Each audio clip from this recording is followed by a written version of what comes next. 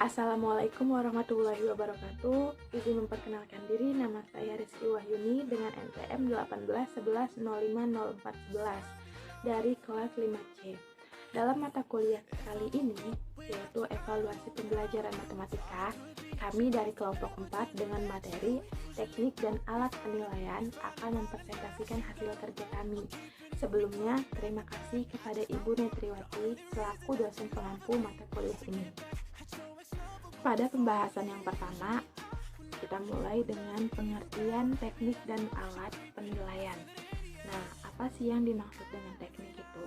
Teknik pembelajaran atau teknik penilaian adalah teknik adalah cara yang dilakukan oleh guru dalam mengimplementasikan suatu metode secara spesifik. Sedangkan yang dimaksud dengan instrumen penilaian atau biasa kita sebut itu dengan alat penilaian adalah cara bantu untuk mengukur suatu objek ukur atau mengumpulkan data secara variabel. Menurut Permendikbud nomor 104 tahun 2014, instrumen penilaian itu dianggap sebagai alat ukur untuk mengukur suatu capaian pembelajaran peserta didik. Misalnya seperti tes atau skala sikap. Macam-macam teknik penilaian. Teknik penilaian terbagi menjadi 3. Adapun berupa tes, observasi, dan penugasan. Teknik penilaian tes. Tes adalah pemberian sejumlah pertanyaan yang jawabannya dapat benar atau rancangan yang digunakan dalam melaksanakan kegiatan pengukuran yang di dalamnya terdapat pertanyaan atau latihan untuk mengetahui keterampilan, pengetahuan, kecerdasan, kemampuan, atau bakat yang dimiliki seseorang atau kelompok. Tes dapat berupa tes tertulis, tes lisan, dan tes praktik atau tes kinerja. Evaluasi dengan menggunakan tes bertujuan untuk mengetahui pertama, tingkat kemampuan awal siswa, kedua, hasil belajar siswa, ketiga, perkembangan prestasi siswa, keempat, keberhasilan guru dalam melaksanakan kegiatan pembelajaran. Dilihat dari segi bentuknya, teknik ini dibagi menjadi 3 bentuk, yaitu yang pertama adalah tes tertulis. Tes tertulis adalah tes yang menuntut peserta memberi jawaban secara tertulis berupa pilihan atau isian. Yang kedua adalah tes bentuk uraian. Disebut bentuk uraian karena menuntut peserta didik untuk menguraikan, mengorganisasikan, dan menyatakan jawaban dengan kata-katanya sendiri dalam bentuk, teknik, dan gaya yang berbeda satu dengan yang lainnya. Ketiga adalah tes bentuk objektif. Tes objektif adalah tes yang dilakukan dengan menggunakan ukuran-ukuran yang sudah ditentukan. Contohnya multiple choice atau pilihan ganda. Baiklah, di sini saya akan melanjutkan penjelasan materi dari rekan saya.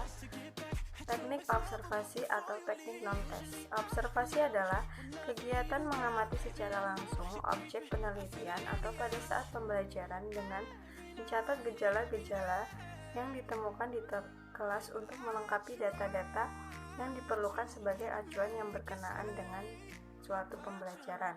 Secara luas, observasi atau pengamatan berarti setiap kegiatan untuk melakukan suatu pengukuran. Namun, observasi itu sendiri memiliki keuntungan dan kerugian. Keuntungan dari observasi adalah data yang diperoleh adalah data yang segar dan dalam arti data yang dikumpulkan diperoleh dari subjek pada saat terjadinya suatu tingkah laku. Keabsahan alat ukur dapat diketahui secara langsung. Kerugian observasi. Untuk memperoleh data yang diharapkan, maka pengamat harus menunggu dan mengamati sampai tingkah laku yang diharapkan itu terjadi. Kedua, beberapa tingkah laku seperti tingkah laku kriminal atau yang bersifat pribadi sukar atau tidak mungkin diamati, bahkan bisa membahayakan jika diamati. Demikian penjelasan materi dari saya. Selanjutnya akan dilanjutkan oleh rekan saya. Assalamualaikum warahmatullahi wabarakatuh. Izin perkenalkan diri, nama saya Lisyana. Di sini saya akan membacakan materi tentang penugasan. Teknik penugasan. Nah, apa sih teknik penugasan itu? Teknik penugasan atau bisa disebut juga metode pemberian tugas adalah cara dalam proses belajar mengajar dengan jalan memberi tugas kepada siswa, sehingga siswa dari penugasan yang diberikan didapatlah sebuah nilai. Demikian yang dapat saya sampaikan, saya kembalikan kepada moderator. Saya Astiani Dita akan menjelaskan tentang teknik-teknik pengumpulan data. Jadi secara umum yang dimaksud instrumen adalah suatu alat yang memenuhi persyaratan akademis sehingga dapat dipergunakan sebagai alat untuk mengukur suatu objek ukur atau mengumpulkan data mengenai suatu variabel. Jadi jenis-jenis metode dan instrumen dalam pengumpulan data itu ada 5. Yang pertama angket atau kuesioner, yang kedua wawancara atau interview, yang ketiga pengamatan atau observasi, yang keempat tes, dan yang kelima dokumentasi.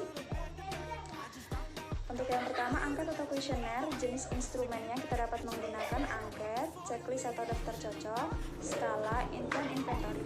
Untuk yang kedua wawancara atau interview, kita dapat menggunakan instrumen pedoman wawancara atau interview guide, checklist atau daftar cocok, lembar pengamatan atau observation sheet, panduan pengamatan, panduan observasi atau observation schedule, dan daftar cocok. Untuk yang keempat yakni tes, kita dapat menggunakan instrumen soal tes dan inventory. Sedangkan yang terakhir yakni dokumentasi, kita dapat menggunakan instrumen checklist atau daftar cocok. Selanjutnya, kesimpulan dari makalah ini yakni instrumen penilaian adalah alat bantu yang digunakan untuk mengukur suatu objek ukur atau mengumpulkan data mengenai suatu variabel. Sedangkan teknik pembelajaran adalah cara yang digunakan oleh guru dalam mengimplementasikan suatu metode secara spesifik. Teknik dan alat penilaian sangat dibutuhkan dalam proses pembelajaran, bertujuan untuk mengukur kecerdasan, keterampilan, juga sebagainya. Macam-macam teknik penilaian yakni yang pertama teknik tes. Teknik tes sendiri biasanya dibagi ke dalam 3 bentuk, yakni tes tertulis, tes bentuk uraian, dan tes bentuk objektif. Yang kedua teknik observasi atau teknik non-tes, dan yang ketiga teknik penugasan. Dan untuk macam-macam instrumen dalam penelitian yakni ada jenis teknik angket, wawancara, pengamatan, tes, dan yang terakhir adalah dokumentasi. Demikian video ini kami buat bertujuan untuk memenuhi tugas mata kuliah evaluasi pembelajaran matematika. Terima kasih kepada teman-teman yang telah menonton ini. Semoga bermanfaat. Mohon maaf jika banyak kesalahan. Kami akhiri. Wassalamualaikum warahmatullahi wabarakatuh.